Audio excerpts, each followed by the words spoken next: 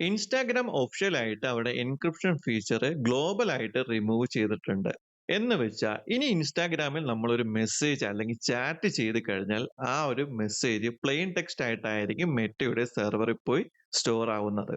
Simple ആയിട്ട് പറഞ്ഞു കഴിഞ്ഞാൽ ഇനി നമ്മൾ അയക്കുന്ന ടെക്സ്റ്റ് മെസ്സേജ് ആർക്ക് വേണമെങ്കിലും വായിച്ചു നോക്കാം. മുമ്പ് അങ്ങനെയല്ലായിരുന്നു.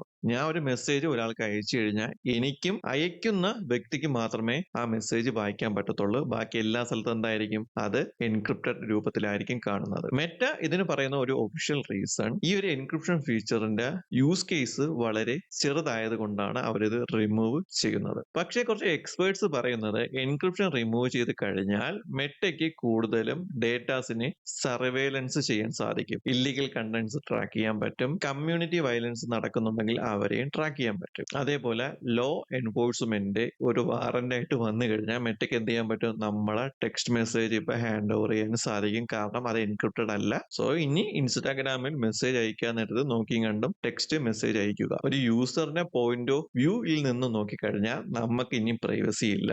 നമ്മളെ മെസ്സേജസ് ഒക്കെ ഇനി എന്ത് ചെയ്യാൻ പറ്റും, മെറ്റയ്ക്ക് അവരുടെ ആഡ്സ് ഇംപ്രൂവ് ചെയ്യാൻ യൂസ് ചെയ്യാം. അതേപോലെ അവരുടെ AI മോഡൽസിനും എന്ത് ചെയ്യാൻ പറ്റും, ഈ ഡേറ്റാസ് യൂസ് ചെയ്യാൻ പറ്റും. വീഡിയോ ഇഷ്ടപ്പെട്ടാൽ സബ്സ്ക്രൈബ് ചെയ്യുക, ലൈക്ക് ചെയ്യുക, ഷെയർ ചെയ്യുക. നിങ്ങൾക്ക് എന്തെങ്കിലും പറയാൻ ആഗ്രഹമുണ്ടെങ്കിൽ കമന്റ് ബോക്സിൽ പറയുക.